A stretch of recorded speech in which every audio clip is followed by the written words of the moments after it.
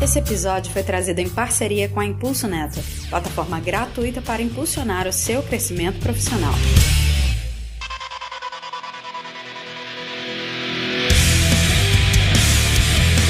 Olá, mundos! Seja bem-vindo a mais um episódio do PodTech. Eu sou o Luiz Gonçalves e hoje a gente vai falar sobre Vertex, Vertx e por que isso aqui parece um nome esquisito, mas não é. Na verdade, não vou falar ainda. Vamos descobrir daqui a pouco.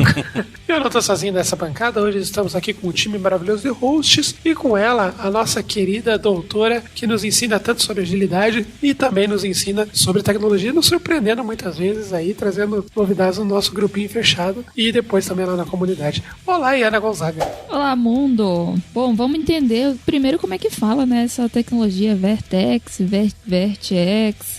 Vamos entender aí como é que funciona. E o nosso guru, aquele que é o único que realmente sabe das paradas aqui, porque eu e a Ana só estamos para ouvir, não é brincadeira. O nosso Clécius.js. Olá, Clécius, boa noite. Falou, pessoal, depois dessa eu tô me desligando do podcast. Olá, mundo! Estamos aqui para descobrir o que é esse tal desse Node da JVM e por que você não precisa mais usar JavaScript para ser performático no back-end. Olha, rapaz, você pode realmente pegar as coisas embaixo. Olha, eu vou falar um negócio pra você. Uma das coisas que o Everton, nosso ex-host, sempre falava: não, eu queria trazer Java pro podcast, queria trazer Java. Sempre rolando o Clécius vem e só tem Java nesse negócio. Então, a partir de agora, seja bem-vindos ao episódio do JavaCast, o seu podcast semanal sobre Java.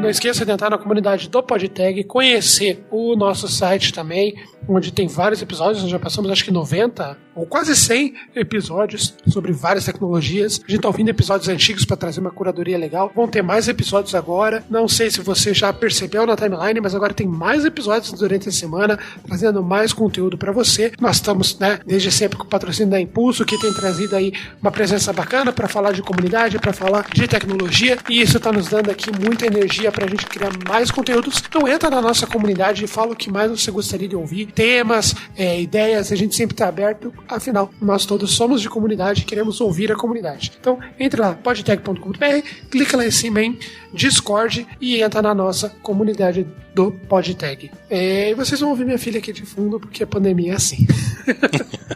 Fique em casa. Fique em casa. Clécius, pra gente começar aqui então, você que é o nosso guru da tecnologia, segundo a Iana, Vertex, vamos chamar aqui de Vertex pra ficar mais fácil pra gente falar aqui. O que é essa parada? Tá escrito aqui pra mim na pauta Eclipse Vertex. Explica um pouquinho também o porquê do Eclipse. Então, vamos lá. O Vertex, ele é e sim, eu vou pronunciar ele de várias formas diferentes durante a fala, porque eu faço isso mesmo. Até hoje eu não sei como é que é a pronúncia certa. E esse mistério durará até o fim desse episódio. O Vertex é um projeto da Fundação Eclipse. Ele é basicamente um modelo de programação reativa poliglota para JVM, então não apenas Java. Ele tem no site mesmo instruções de como é que se trabalha com Java, com Kotlin, com Scala, com Groovy, com JavaScript, com Ruby, com Python. Então você consegue utilizar várias linguagens com ele. A única questão é que ele é essencialmente estruturado sobre a JVM. Então, por exemplo, se for utilizar Ruby, você vai trabalhar com JRuby, que é basicamente a mesma sintaxe, mas já está rodando sobre a JVM. Então, assim, para a gente iniciar do começo, então ele não é um framework, ele é uma lib, então ele é bem simplesinho, ele é pequeno, ele é enxuto na sua forma de trabalho, né? Eu falei que ele era lá da Fundação Eclipse, ele foi doado para a Fundação Eclipse em 2013 pela VMware. Então ele nasceu dentro da VMware e foi doado em 2013 para a Fundação Eclipse, como todo bom projeto open source, né? Ele hoje pertence a uma fundação que é agnóstica a uma empresa, e isso dá para ele aí uma certa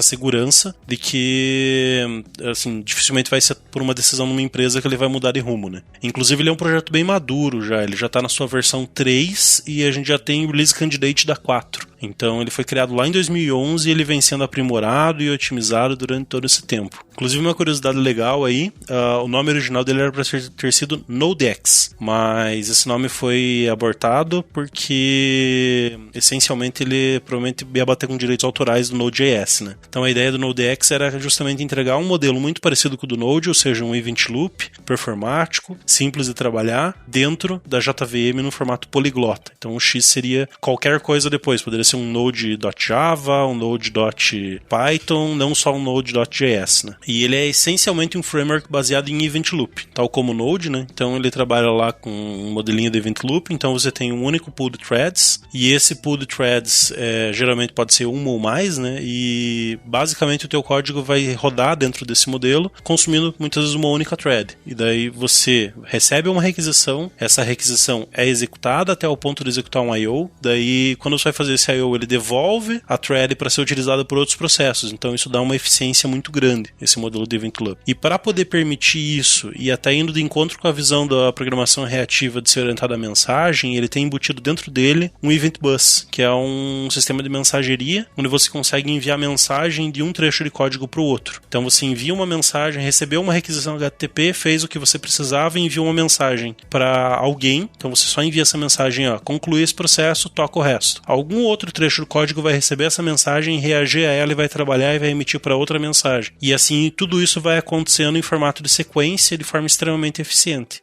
E por fim ele trabalha com um modelo de interface fluente, então de novo se assemelhando muito ao Node. Para quem vai trabalhar com ele é muito parecido com a sintaxe do Node, e quem vem do Java vai estranhar, porque no Java é tudo baseado em annotation. Então vou anotar com @get, vou anotar com @put, vou anotar com @path. No Vertex você não trabalha com anotações, então ele é totalmente fluente. Você simplesmente vai dar no teu método main mesmo, você vai dar um Vertex create server lá, ele vai startar uma conexão, você coloca um callback, ali você já registra as rotas, você diz, quando vier uma requisição GET, retorne desse jeito. Então a sintaxe é muito parecida. Você pode construir teu código inteiro num arquivo ali que não vai ter problema. Ele é extremamente não opinativo sobre a forma como você trabalha, né? E como é que funciona a comunidade deles? Tem uma comunidade? Eu quero começar hoje a trabalhar. Onde que eu entro? O que que eu faço? Onde eu procuro? Então, o site deles vai estar aqui na descrição, o site oficial do Vertex, ele tem tutoriais para todas as linguagens suportadas. Então você vai ver, eu quero saber como é que eu crio um servidor web com Vertex. Você vai lá, ele vai ter uma listinha, você quer fazer isso com qual linguagem? Você clica ali, ele vai te dar um tutorial bem descrito de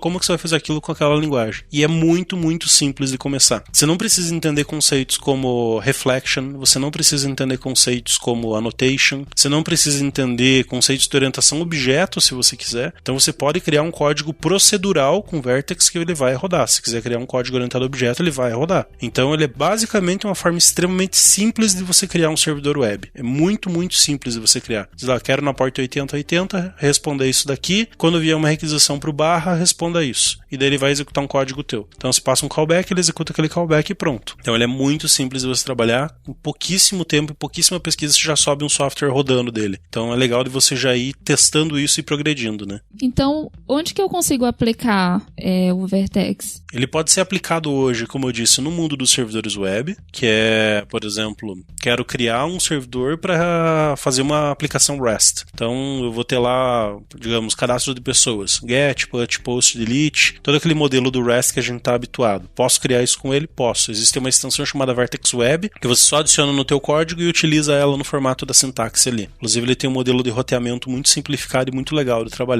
Mas não só isso, então você pode criar Vertex para trabalhar com aplicações CLI, então você consegue trabalhar com linha de comando com ele é extremamente maleável nesse ponto. Você pode criar aplicações para rodar em TCP, então você pode usar lá socket de baixo nível e trabalhar com modelo de mensageria. Se quiser fazer real time, usar WebRTC, trabalhar com WebSocket, tudo isso tem modelo de trabalho. É legal porque nesse sisteminha de Event Bus dele, é uma lib interna, essencialmente que faz parte do core, né? Então existe o Vertex Core, que tem lá poucas libs e daí, quero trabalhar com web, adiciona o Vertex Web, quero trabalhar com TCP, adiciona o Vertex TCP. Lá no core, esse Event Bus, ele permite já que você trabalhe com integração até com o browser. Então, por exemplo, inserir uma pessoa, emito uma mensagem de que eu inseri uma pessoa. Quando isso ocorre, isso vai para o bus. Quando vai para o bus, pode notificar tanto uma outra instância para, consolidar o saldo dessa pessoa, quanto ele pode, inclusive, ser observado pelo próprio browser e já gerar uma reação. Então, existe uma extensãozinha para JavaScript que consegue observar o bus dele dentro do JavaScript do browser e permitir que o próprio navegador reaja à ação. Então isso é muito legal, porque se você tem 10 pessoas com a mesma tela aberta e uma delas vai lá e insere um registro, as 10 vão ver o registro inserido ao mesmo tempo. Então você consegue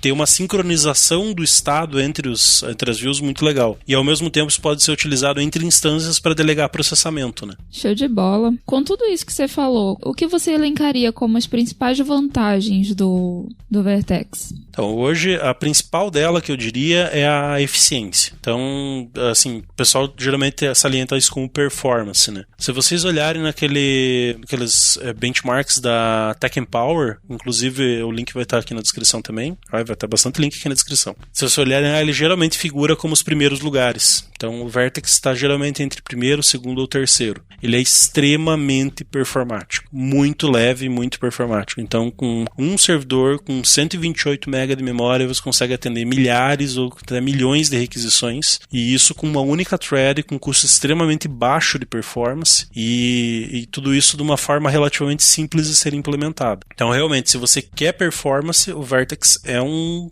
forte candidato aí. O ouvinte pode perceber que todo episódio o Classes bate na tecla de performance e uma única thread fazendo milhões de requisições. Você vê, gente, o cara quer economizar, cara. Exatamente. Melhor dos mundos, né? Menos custo, maior lucro, né?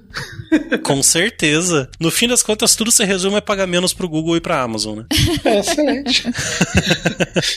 E do Vertex ainda um negócio legal, assim, quem tá habituado com Java, com Spring, com esses frameworks mais, até mesmo C#, esses frameworks corporativos, geralmente tá habituado ali a você ter um consumo mínimo de memória. Tem que ter no mínimo 1 GB de RAM.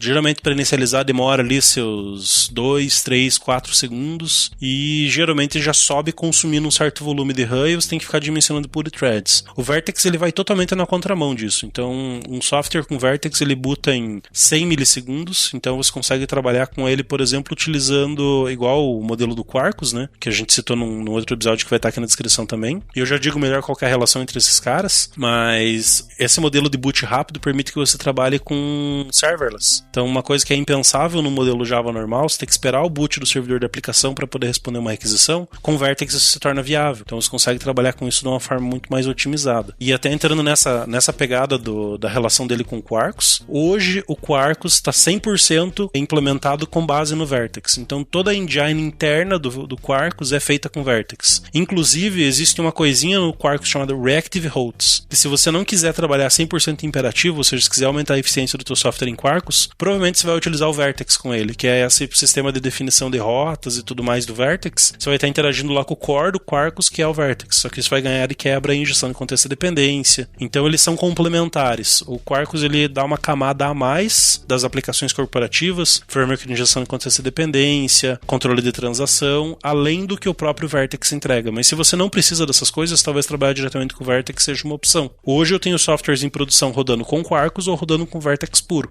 E ambos são casos onde eles se encaixaram muito bem. Mas voltando lá à questão que a Iana puxou das vantagens, a outra dela é o fato de ele ser poliglota. Então você literalmente consegue trabalhar com as maiores e as mais conhecidas linguagens, né? Isso é muito bom porque você pode inclusive utilizar um carinha dele chamado Vertical. Você pode implementar um Vertical, que é uma unidade de computação, em uma linguagem e um Vertical em outra, e o teu código rodar meio numa linguagem, meio em outra. Nossa. Então, por exemplo, eu tenho uma invocação no servidor HTTP. Ela é recebida por um software em Java, daí ele dispara uma mensagem, essa mensagem é interpretada por um servidor em Ruby, daí isso é interpretado por um servidor em Python e essa resposta é dada por um servidor em JavaScript. Isso é perfeitamente factível de ser executado porque muitas vezes esses blocos, esses verticals, são domínios específicos, então são equipes específicas, elas podem ter conhecimento de linguagens específicas. E isso não impede que você trabalhe com um único framework entre todas, né? Isso não perde performance? Não.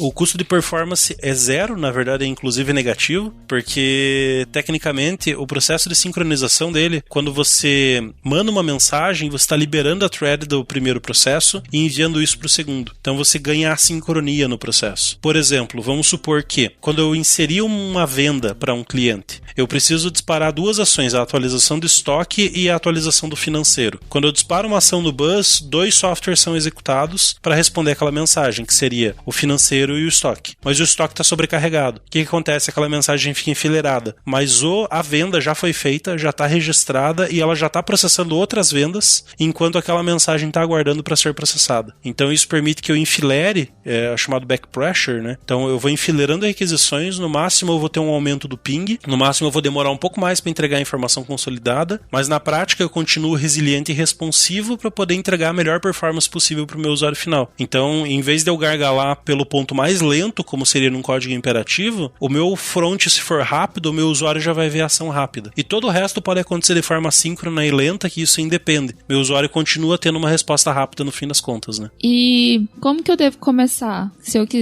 quero começar hoje a trabalhar com Vertex, como que eu começo? Então, essencialmente frente àquela documentação deles lá. É muito bem feita e muito boa. É muito legal, assim, para o nosso ouvinte, se ele quiser começar lá, porque ele vai notar que o Vertex, ele tem muitas e muitas extensões. Então, por exemplo, eu quero trabalhar com Kafka. Beleza, tem uma extensão para Kafka. Eu quero trabalhar com Postgres. Tem um driver assíncrono específico do Kafka feito para Postgres, que permite que você, independente do JDBC, que é uma coisa naturalmente síncrona, né, que você consiga fazer uma requisição para o banco, registrar um listener, e quando aquele listener der ok, você tem o retorno. Tem extensão para Mongo, tem extensão para Redis, tem extensão para o que você imaginar, lá tem. Como é uma comunidade muito madura, que já está há tempos resolvendo os mesmos problemas, integrando softwares corporativos, dificilmente você vai achar algo que não tem uma extensão para ele. De qualquer forma, ele ainda é 100% compatível com todas as outras bibliotecas, porque ele é não opinativo. Então, o código, quem vai definir como é que ele vai ser escrito é você. Diferente daqueles frameworks onde você vai ter que criar uma classe de recurso, criar um método, anotar esse método, trabalhar com ele, que ele te diz como que você deve fazer, o Vertex não, ele diz, tá aqui, pode trabalhar da melhor forma como você quiser. Então, inclusive,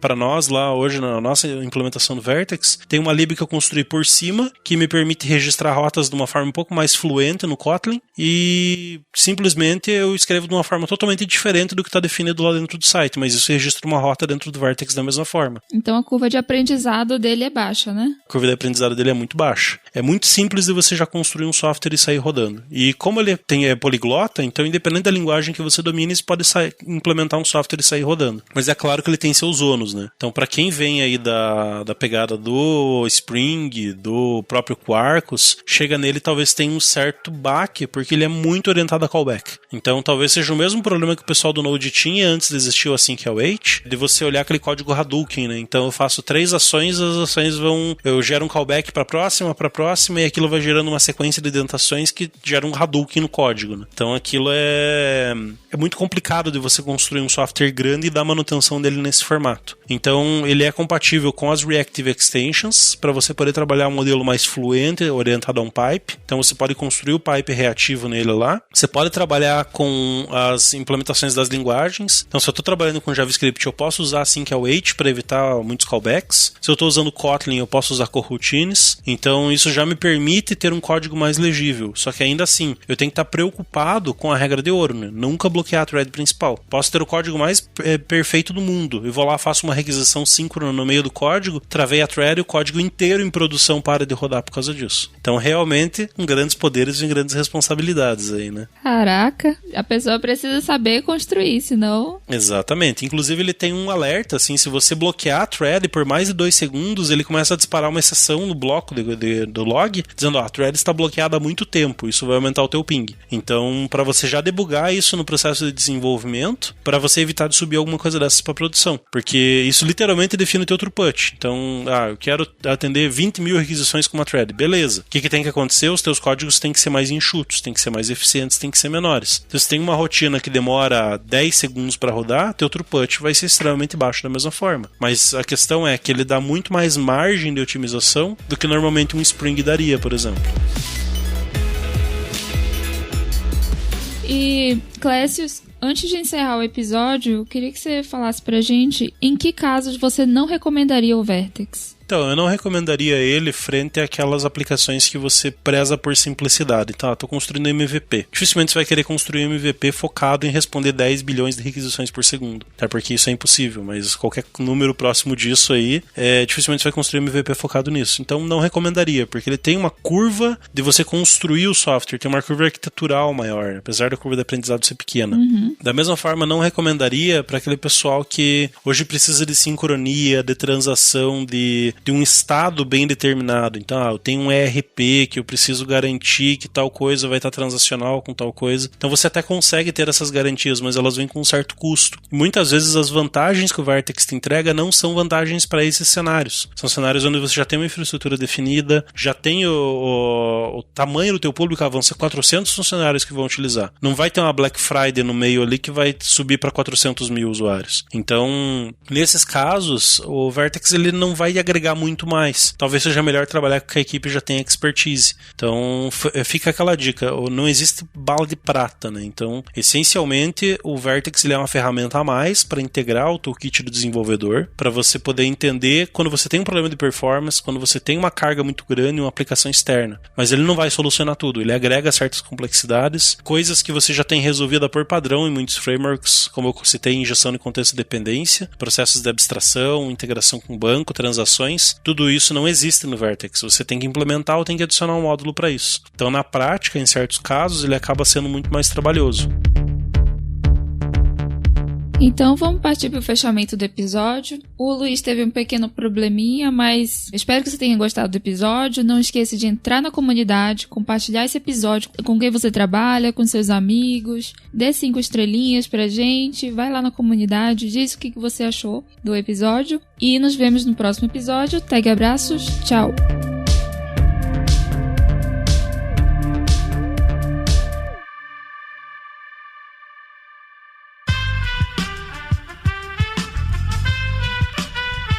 Esse podcast foi editado por Aerolitos Edição Inteligente.